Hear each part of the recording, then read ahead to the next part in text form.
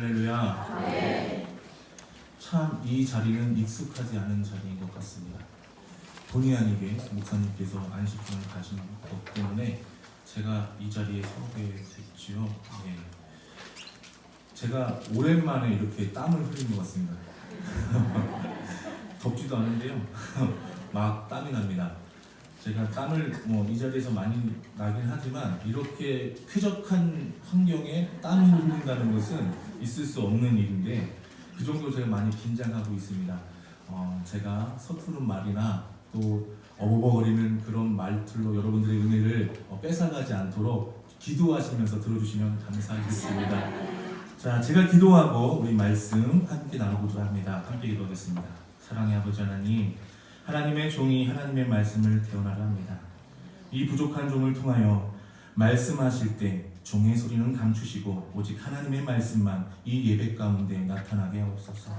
여기 앉은 모든 성도들이 하나님의 말씀을 경청하게 하시고 오직 각자에게 말씀하시는 그 음성을 들을 수 있도록 듣는 길을 허락하옵소서. 모든 말씀 예수님의 이름으로 기도드립니다. 아멘. 자, 오늘은 하나님의 뜻 두 번째 성실함에 대해서 함께 말씀을 나누고자 합니다. 왜 두 번째요? 첫 번째는 어디였어? 아이고, 수요일. 그렇죠. 나오신 분들 당당하게 수요일 이렇게 강의정 집사님은 나왔다라는 얘기죠. 네. 근데 오늘 주일 예배 나오신 분들은 왜 두 번째인지 의문을 가져서 말씀드립니다. 수요일부터 계속 이어지고 있습니다. 그래서 수요일 첫 번째 시간에는 거룩함에 대해서 함께 말씀을 나눴고요. 오늘 두 번째 성실함. 그럼 이제 다음 주 수요일까지 제가 증거하는데 그때 하나님의 또 세 번째 신실함에 대해서 함께 나누고자 합니다. 제가 이 말씀을 왜 하는지 아시겠죠? 네, 감사합니다. 자, 그래서 오늘은 성실함. 하나님의 뜻이 있는데 하나님의 뜻 가운데 성실함에 대한 부분들을 함께 나누고자 합니다. 성실함. 성실함이 무엇일까요? 성실함. 그래서 사전적 의미는 정성스럽고 참된다는 표현을 갖고 있습니다. 뜻을 갖고 있습니다. 정성스럽고 참된.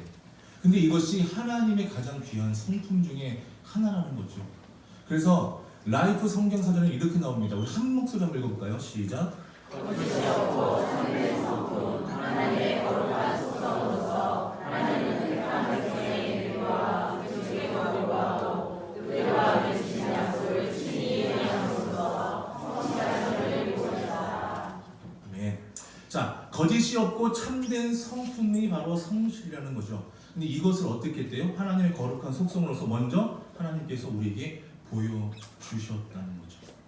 그럼 하나님의 거룩한 속성은 과연 무엇일까요? 그래서 하나님의 거룩한 속성에 대한 이 성실의 부분을 창세기 24장 27절에 나옵니다. 이르되 나의 주인 아브라함의 하나님 여호와를 찬송하나이다.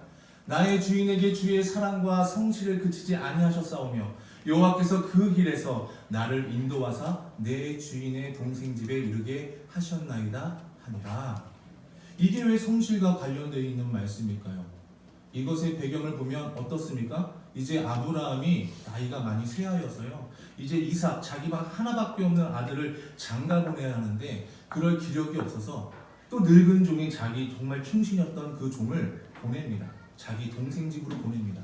그래서 너가 거기 가서 정말 사랑하는 나의 아들 이삭의 아내를 데리고 와 라고 합니다. 그것을 듣고 있는 그 종이요 순종하여서 갑니다. 그런데 이 종이 하나님을 섬겼던 종이 아니라는 거죠. 하나님을 섬겼던 것은 주인이지 자기가 아니라는 겁니다. 하지만 뭐예요? 잘 모르지만 하나님이 어떠한 분이신지 잘 모르지만 지금까지 하나님께서 아브라함에게 역사하셨던 그 모든 순간을 같이 봤던 종은 하나님께 기도합니다. 하나님, 제가 이제 우리 종 아브라함의 아들인 이삭의 그 아내를 구하러 갑니다.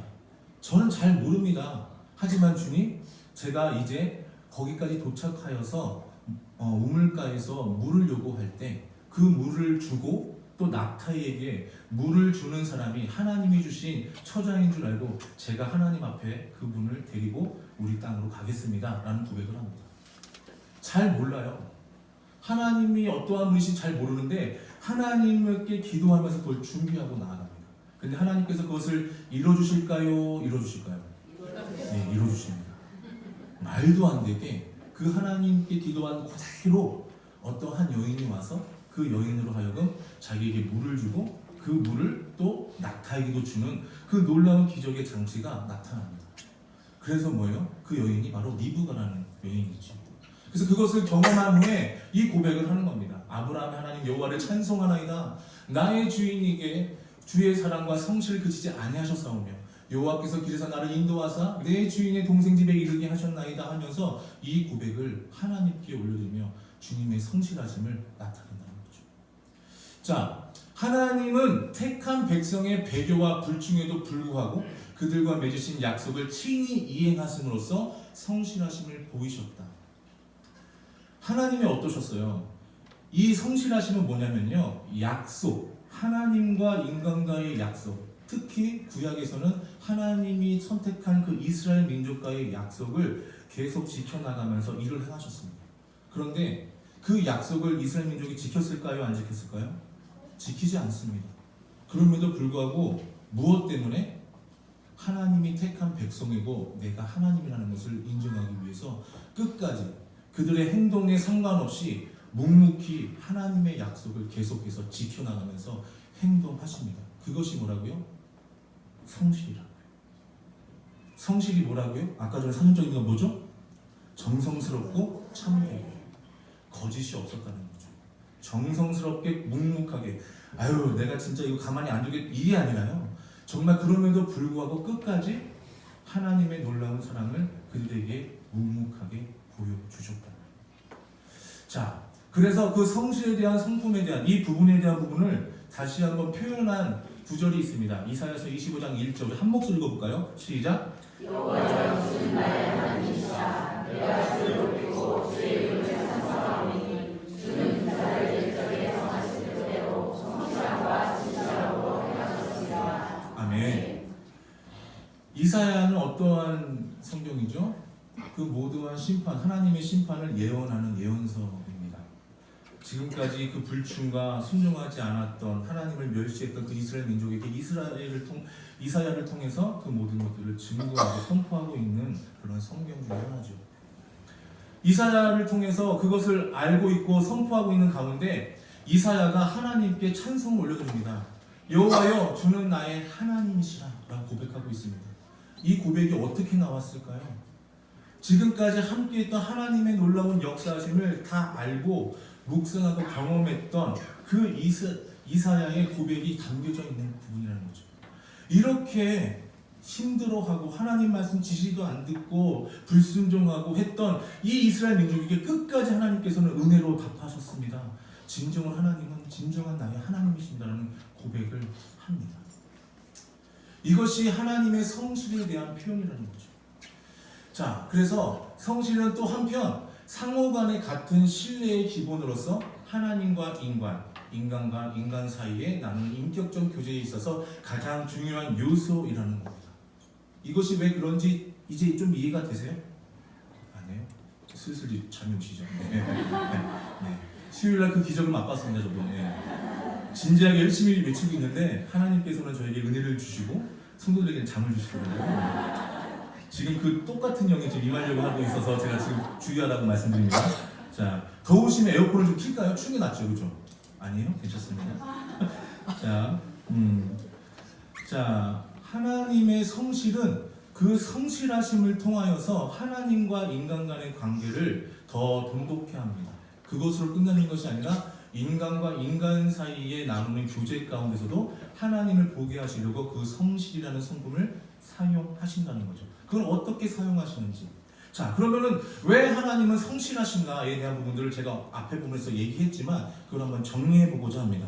왜 하나님은 성실하신가? 자, 첫 번째로 뭡니까? 함께 읽으시죠. 시작. 네, 성실하심을 통해 하나님 스스로 하나님을 보이기 위해서라는 겁니다. 이것이 이해돼요? 이것이 이해되셔야 하죠. 그래야지 성실이라는 부분을 우리가 하나님 뜻으로 알고 나아갈 수 있는 거죠. 하나님께서 왜 그 모든 불충들을, 불순종을 다 그렇게 행하는 사람을 벌하지 않으시고 묵묵하게 사랑으로 은혜로 계속 부어주셨을까요?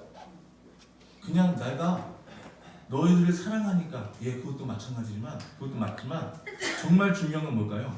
그걸 통해서 묵묵하게 하나님 앞에 나아가면 하나님께서 그것을 통하여서 언젠가는 하나님의 사랑하는 자녀들이 나의 하나님은 나의 불충을 그냥 사랑으로 용서해 주시네. 내가 힘들었고 지쳤을 때 그럼에도 불구하고 끝까지 나와 함께 하셨네. 그 순간이 그냥 어떤 한순간이 아니라 매 순간마다 나와 함께 하셨네라는 고백을 하고 그 고백을 통하여서 진정으로 이 여호와 하나님이 나의 하나님이라 고백하기 위해서 그것들을 하나님께서는 계속 성실하게 행하시고 계신다는 겁니다. 두 번째, 하나님은 또 왜 성실하십니까? 함께 읽겠습니다. 시작. 하나님의 성실하시고 하나님을 믿게 된 우리도 성실하게 살아야 되며. 네, 하나님의 성실하심으로 하나님을 믿게 된 우리도 성실하게 살게 하기 위해서라는 거죠. 하나님의 성실을 받았습니다. 이야, 하나님 정말 대단하시다. 어떻게 끝까지 묵묵하게 그 상황을 끝까지 지켜나가면서 나에게 은혜를 부어주실까? 그거를 경험한 자는요, 하나님을 닮을 수밖에 없다. 어떠한 부분이요? 내가 그 부분 때문에 나의 하나님을 고백하는 이 순간에 나도 하나님을 닮고 싶다라는 생각이 내 마음속에 생깁니다. 왜 그럴까요? 우리는 하나님의 형상대로 만들어졌기 때문에. 하나님의 형상대로 만들어졌기 때문에 하나님의 성품 중에 하나의 성실의 부분에 은혜를 받았기 때문에 우리도 그 성실한 하나님을 닮아가기 위해서 최선을 다하게 된다는 것입니다. 하나님 보시신 은혜만큼, 하나님이 놀라우신 그 주신 자비와 용서와 사랑만큼 우리도 그것을 통해서 묵묵하게 하나님을 바라보게 된다는 것이죠. 그러면 왜 하나님은 우리를 왜 성실하게 막 살기를 원하실까요? 그것은 우리의 성실함으로 세상에 하나님을 알게 하는 도구가 되기 위해서입니다. 우리가 어떻게 하나님을 성실하심을 깨달았을까요? 여러분들 잘 생각해 보세요. 물론 여기에 모태신앙도 계실 겁니다. 모태신앙들도 하나님 앞에 나아갈 때 그냥 어쩔 수 없이 앉았지만 그 아버지의 어머니의 하나님이 아니라 이제 나의 하나님으로 바뀌어지는 그 순간에 어떤 터닝 포인트가 있어서 바뀌었을까요? 그 성실하심을 봤기 때문에. 그 성실하심을 어떻게 봤을까요? 말씀으로도 보고요, 기도로도 보지만 대부분의 사람들이 뭐예요? 사람을 통해서 봅니다. 우리 장로님 어떻게 저렇게 하실 수 있지? 우리 권사님 어떻게 저렇게 살 수 있지?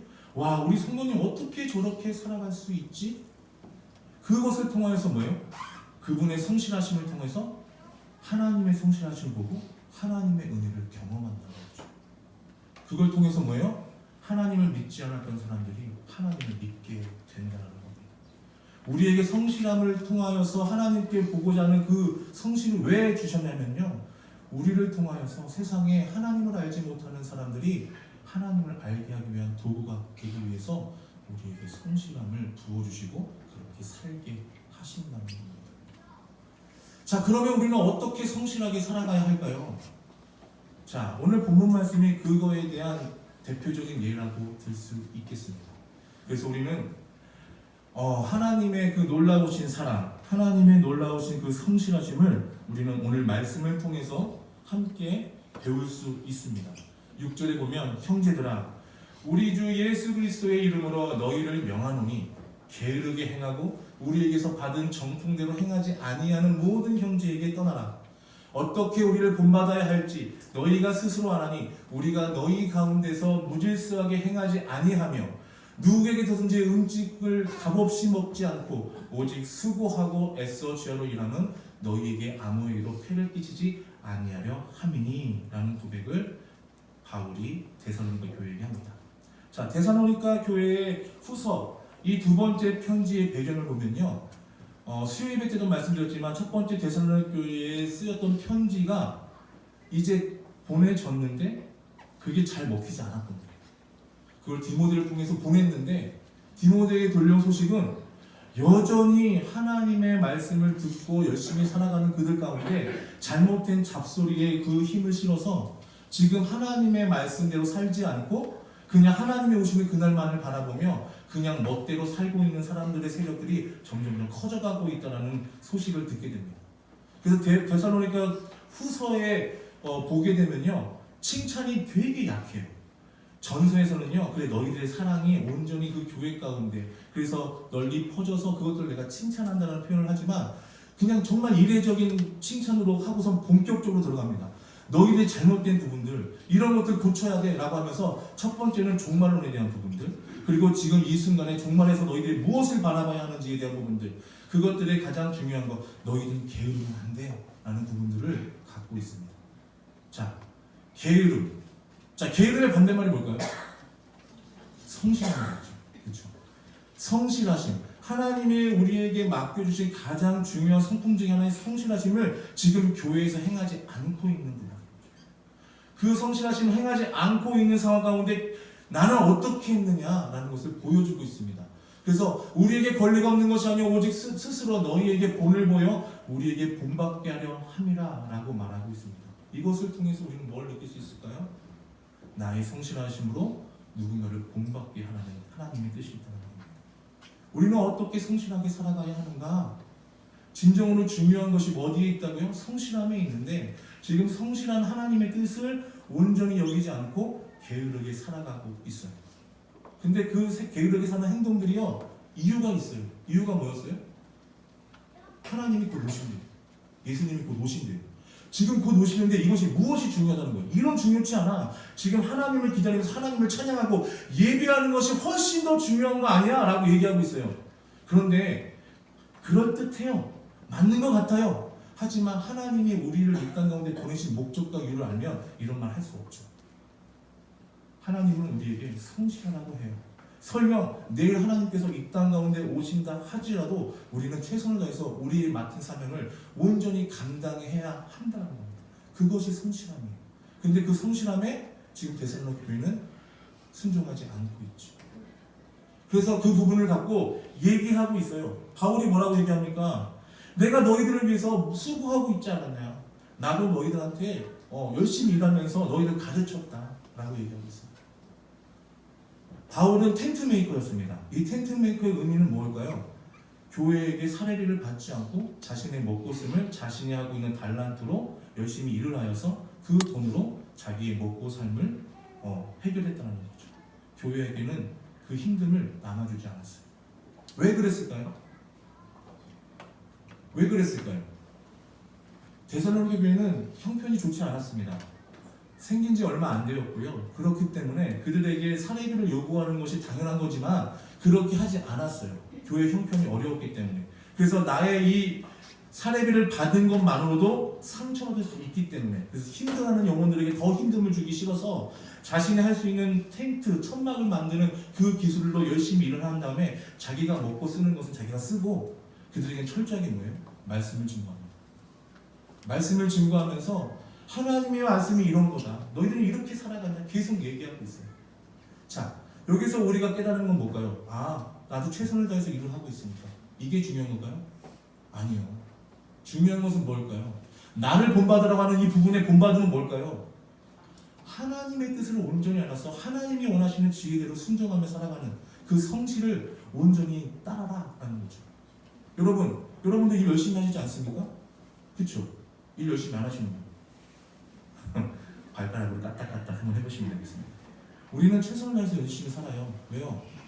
우리가 열심히 일을 하지 않으면 가족들이 굶으니까. 내가 열심히 살지 않으면 취직을 못하니까. 최선을 다합니다. 그런데 그것을 본받는 게 맞을까요? 예, 세상 사람은 그걸 본받으라고 하죠. 하지만 지금 바울이 말하는 본받은 그게 아니에요. 일하는 데 목적이 있는 게 아니라고요. 그 일함으로 뭐예요? 공동체에 이익을 줬습니다. 공동체가 좀 더 하나님을 알게 하는 방법으로 그걸 사용했다. 누구나 다 열심히 합니다. 자기가 굶는데, 자기 자식들이 굶는데, 자기 식구들이 굶는데 어떻게 일을 안 할 수 있어요? 열심히 일하죠. 하지만 중요한 것은 거기에 있지 않고요. 그것이 과연 하나님을 합한 일이라는 것. 바울은 당당하게 말합니다. 나처럼 하라. 나는 너희들을 위해서 최선을 다해서 일을 했다. 그 이유는 너희들에게 온전한 말씀을 증거하기 위해서. 너희들 말씀 가운데, 너희들의 삶 가운데, 너희들의 믿음 가운데 진정으로 하나님의 말씀을 집어넣기 위해서 나는 열심히 일했다 라는 거죠. 아, 그래서 나 열심히 일하는 거 난 떳떳해? 아니요. 물어보셔야죠. 나의 일함이 과연 어디에 있는지.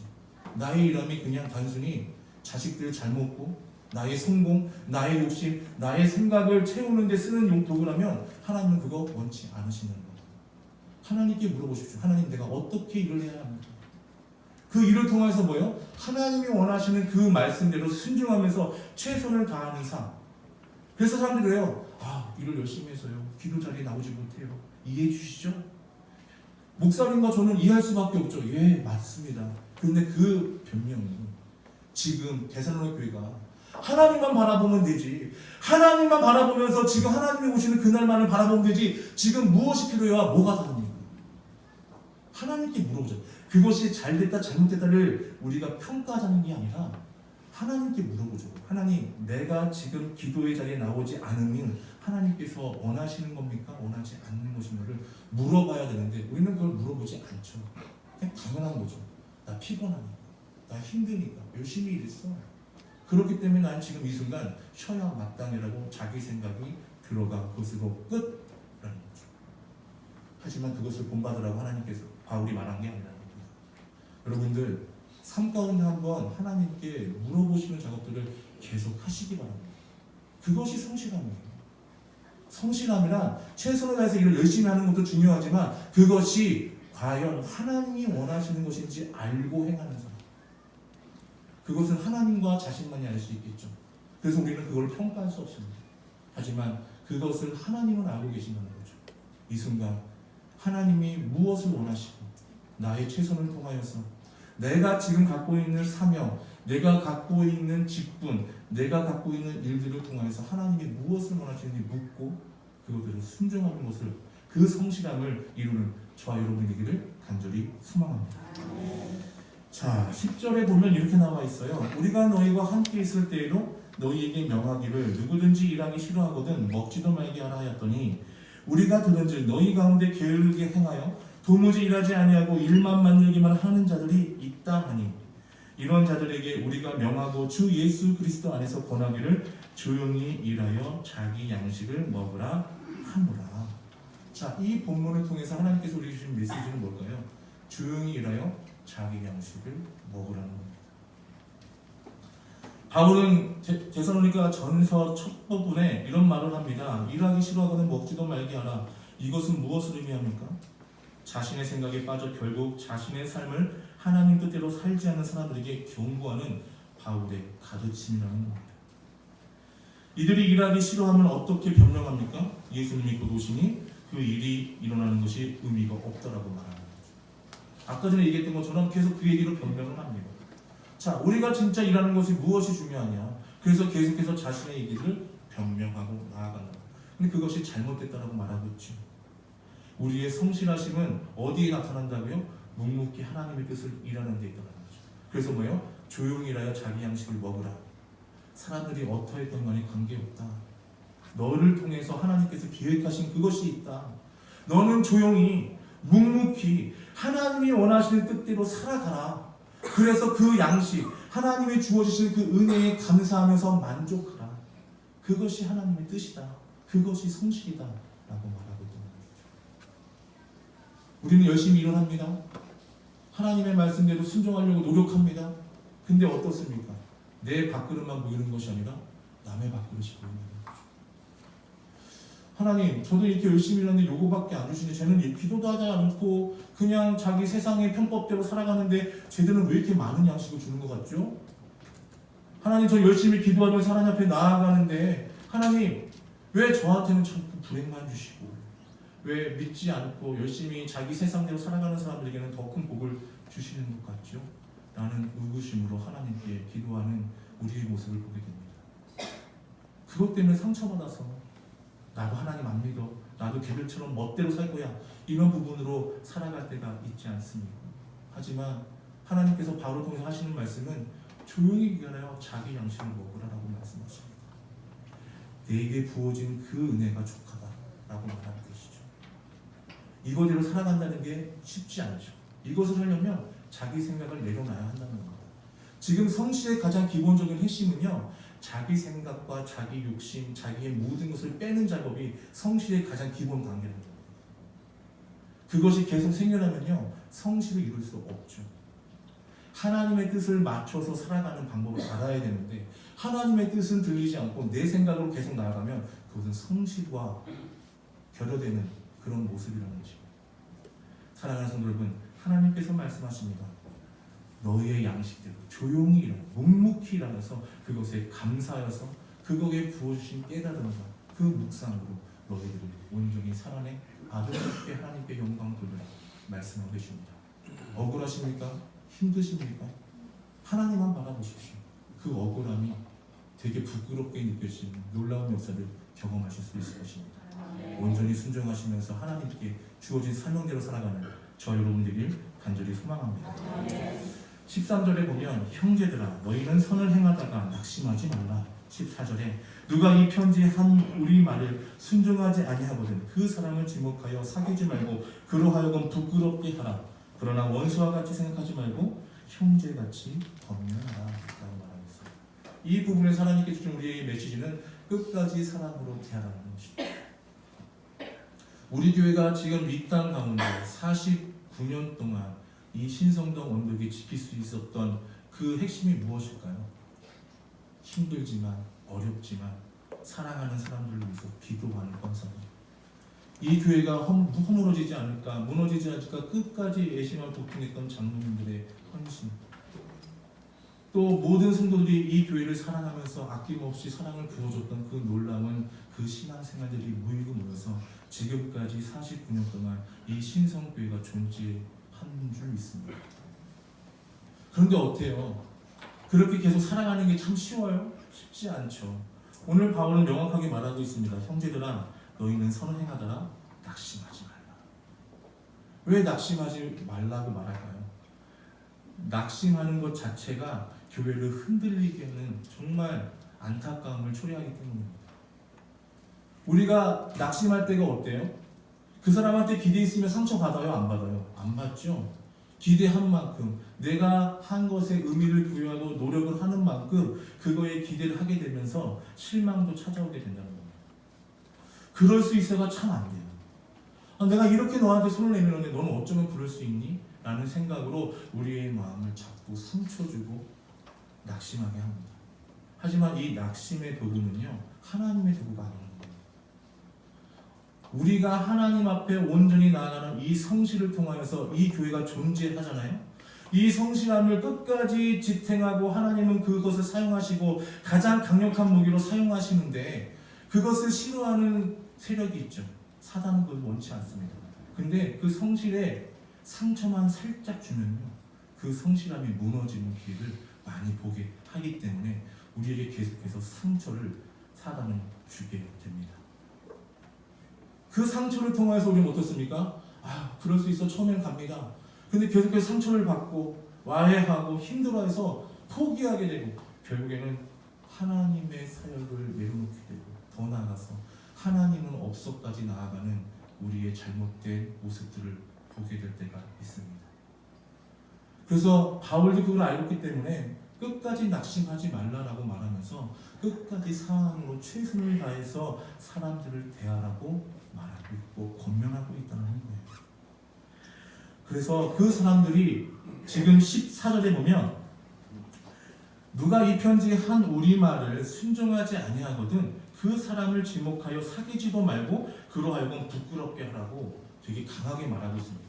하나님의 뜻대로 이 편지대로 게으르지 말라고 하니 그렇게 살아가지 않은 사람들에게 손가락질하면서 부끄러워하라고 지적하라는 거죠. 근데 우리가 어떻습니까? 이거 어떻게 해야? 아이고 그 사람 상처받아서 떠나면 어떡해. 근데 잘 생각해보세요. 왜 하기 싫은가? 그래서 그 관계가 불편해지면 내가 불편해질까봐 그 말을 하지 못하는 거죠. 이것은 그 사람을 조롱하라는 뜻이 아닙니다. 그 사람이 잘못된 길을 가지 않도록 우리가 권면해서 하나님의 자녀로 계속해서 성장하길 원하는 사랑이 담겨있는 말입니다. 우리는 좋은 게 좋은 거라고 좋게 말할 때가 너무나 많습니다. 언젠가 깨닫겠지. 제가 이 교회에 와서 9년 동안 사역하면서 느꼈지만 언젠간 변하겠지? 쉽지 않더라고요. 하나님께서 하시겠지? 하나님은요 우리를 통해서 이용하신다고요. 사용하시더라고요. 하나님께서 하나님 저 사람을 변화시켜주세요? 절대 변하지 않는다는 거죠. 어떨 때는요 우리의 따끔한 충원을 하나님께서 사용하실 때도 있다는 거죠. 그래요? 그럼 이제부터 내가 막소리 해야겠지? 이런 소리가 아닙니다. 정말 사랑하는 마음으로 기도하면 하나님께서 그 사랑하는 마음을 합하여서 하나님께서 어떻게 말씀하실까지 지혜를 주신다는 거죠. 근데 핵심은 뭘까요?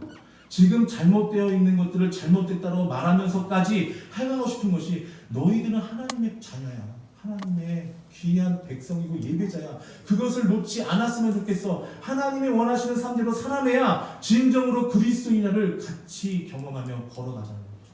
그래서 우리는요, 낙심할 수 없다는 거예요. 그래서 우리는 상처받을 수 없다는 거죠. 그래서 우리는 끝까지 그 사람에게 사랑으로 되어야 한다는 거죠. 그래서 15절에 보면 그러나 원수와 같이 생각하지 말고 뭐래요? 형제같이 범행하라. 너 왜 그랬어? 너 왜 잘못한 겨? 이렇게 얘기하는 게 아니라 정말 사랑하는 마음으로 하나님 주시는 언어로 그렇게 축복하면서 범행하는 거죠. 사랑하는 우리 성도 여러분, 이것이 정말 중요합니다. 아, 이렇게 하니까 내가 이렇게 하나님의 뜻으로 정말 이렇게 하려면요, 정말 많은 기도와 하나님의 뜻을 간절히 확신이 들 때까지 움직이셔는 안 된다는 거죠. 그 정도로 사랑하는 마음으로 끝까지 대해 주셔야 된다는 겁니다. 기본이 뭐라고요? 지적이 아니라 사랑이라고. 이 사랑을 끝까지 전할 수 있도록 끝까지 하나님께 기도하며 하나님의 성실을 계속 묵상하면서 성실함으로 하나님께 나아가는 저 여러분들이 간절히 소망합니다. 자, 16절. 평강의 주께서 친히 때마다 일마다 너희에게 평강을 주시고 주께서 너희 모든 사람과 함께 하시기를 원하노라. 나 바울은 친필로 몰아넣으니 이는 편지마다 표시로서 이렇게 쓰노라. 우리 주 예수 그리스도의 은혜가 너희 무리에게 있을지어다. 이것을 통해서 하나님께서는 하나님의 성실하심을 기대하라고 말씀하고 계십니다. 바울이 축복해요. 기대하게 합니다. 축복합니다. 선포합니다. 그냥 그렇게 되기를 기대한다는 게 아니라 선포합니다. 평강의 주께서 친히 때마다 일마다 너희에게 평강을 주시고 주께서 너희 모든 사람과 함께 하시기를 원합니다. 이 선포를 어떻게 할 수 있을까요? 하나님의 성실함을 온전히 아는 사람만이 선포할 수 있는 분이에요. 하나님, 나에게 역사했던 그 놀라운 성실하심을 이 데살로니가 교회에도 똑같이 동일하게 부어주시옵소서라는 기도가 있다는 거죠. 우리 신성교회에 하나님의 평강이 가득 넘치기를 간절히 소망합니다. 우리의 하는 일마다 하나님의 평강으로 하여금 하나님의 뜻대로 이루어지는 우리의 삶이 되기를 간절히 소망합니다. 그러기 위해서는요, 하나님의 성실하심을 기대하셔야 돼요. 와, 오늘 말씀을 묵상했습니다. 야, 진짜 하나님이 이런 분이셨어? 그러면 거기서 멈추는 것이 아니라, 와, 하나님 그 성실하심 오늘 나의 삶 가운데서 한번 보여주시옵소서. 하나님 그 성실하심으로 나를 어떻게 변화시킬지 기대합니다. 하나님 함께하여 주시옵소서 라는 마음으로 오늘 하루를 기대하며 살아가는 삶이 되어야 된다는 거죠. 근데 우리 어떻습니까? 아멘, 네 주님 라고 해서 세상 나갈 때 뭐예요? 또 염려와 걱정으로 살아갑니다. 그건 믿는 자들의 삶의 자세가 아니라는 거죠. 아, 하나님이 구원해 주신 데서, 하나님 우리 끝까지 축복해 주신 데서, 하나님의 우리가 게으르지 않고 하나님 뜻대로 순종하면 하나님께서 넘치는 은혜와 사랑으로 부어주신 데서 그 믿음으로 기대하셔야죠. 그 기대감으로 하나님 앞에 순종하며 걸어가셔야죠. 그렇게 살았더니 진짜 하나님이 은혜 부어주시네 경험하고 선포하셔야죠. 그래서 이 은혜만을 받는 것, 이 간구만, 이 축복을 받는 그냥 하나님의 예배자로서 그냥 양으로서만 있는 것이 아니라 리더로서 여러분들의 삶 가운데 하나님의 평강이 삶 가운데 영원히 함께 있을 축복합니다라고 복 내리셔야죠. 그거는 경험한 자만이 고백할 수 있는 선포입니다. 어떻게 해야 될까요? 경험해 보셔야죠. 제가 여러분들에게 축복할 수 있었던 이유, 선포할 수 있었던 이유는 저는 그걸 통해서 하나님의 경험했거든요. 하나님의 성실하심을 경험했거든요. 하나님의 성실하심으로 나의 낮아짐을 고백하게 하시고 더욱더 열심을 내게 하셨거든요. 여러분들도 동일한 하나님의 자녀 아니겠습니까? 하나님의 자녀로 그것을 경험하고 선포하시며 하나님의 성실하심을 기대하는 저 여러분들이 아주 소망합니다. 마지막 절에 그럽니다. 그래서 우리 주 예수 그리스도의 은혜가 너희 우리에게 있을지어다. 그냥 형식적인 바울의 시그니처가 아니에요. 그냥 끝인사로서 그냥 이렇게 하고 끝내는 거야 라는 형식적인 문구가 아니라고요. 진정한 사랑과 마음이 가득 담겨져 있는 표현이라는 겁니다. 우리 주 예수 그리스도의 은혜가 우리 신성교회 공동체 안에 영원히 있을지어다. 사랑하는 성도 여러분, 이 축복을 끝까지 선포하며 나아가는 우리가 되기 소망합니다. 그 선포로 하여금 우리 교회가 진정으로 하나님의 교회가 되기를 소망합니다. 우리의 성실하심을 하나님께서 사용하실 수 있도록 최선을 다하여 주십시오. 최선을 다하셔야 합니다.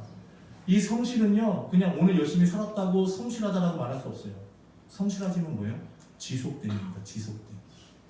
오늘 잘 살았다고, 내일 잘 살았다고, 그렇다고 성실하다고 말할 수 있을까요? 영원토록. 하나님 주심, 하나님의 성실하심이 어떻게 평가되어졌어요?